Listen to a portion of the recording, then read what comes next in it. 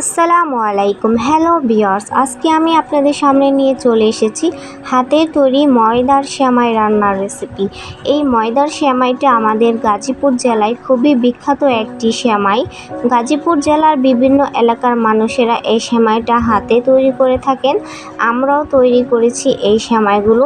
এই সেমাইগুলো আজকে আমি রান্না করে দেখাবো। খুবই সহজভাবে রান্নাটা করেছি। তো কীভাবে রান্না করলাম দেখতে হলে আমার সাথেই থাকুন।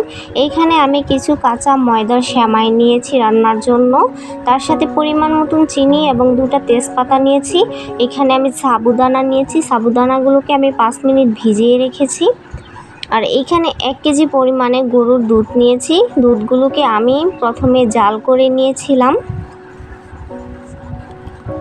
সেমাই রান্না করার জন্য চুলায় একটা হাঁড়ি বসিয়ে তার মধ্যে পরিমাণ মতন পানি দিয়ে দিয়েছি।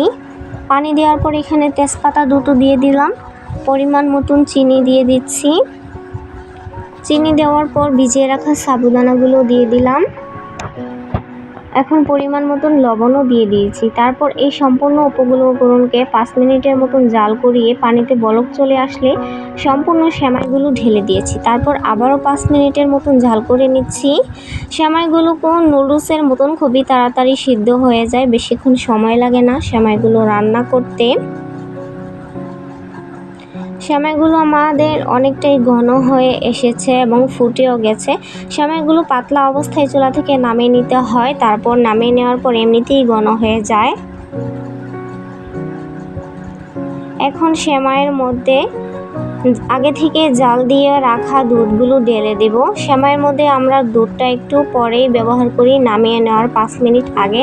এখন দুধটা দিয়ে দেওয়ার পর আবার নাড়িয়ে চাড়ে 2 থেকে 3 মিনিটের মতন জাল করে নেব। দুধটা দেওয়ার পর অনেকটাই সেমাইয়ের কালারটা চেঞ্জ হয়ে এসেছে এবং অনেকটা ঘন হয়ে এসেছে। দুধে আমাদের সেমাইয়ে বলক চলে এসেছে। এখন এই সেমাইটাকে পাতলা অবস্থায় নামিয়ে নিব। ফিরছি 5 মিনিট পর। 5 মিনিট পর ফিরে আসলাম। দেখেন পাতলাভাবে নামিয়ে নিয়েছিলাম সেমাইগুলো, এখন কতটা ঘন হয়ে গেছে। আজকের এই সেমাই রান্নার রেসিপিটা আপনাদের কাছে কেমন লেগেছে অবশ্যই আমাকে কমেন্ট করে জানাবেন।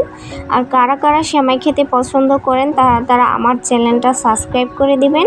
খুবই সহজে এই সেমাইটা আমি রান্না করে ফেলেছি, চাইলে আপনারাও করে ফেলতে পারেন।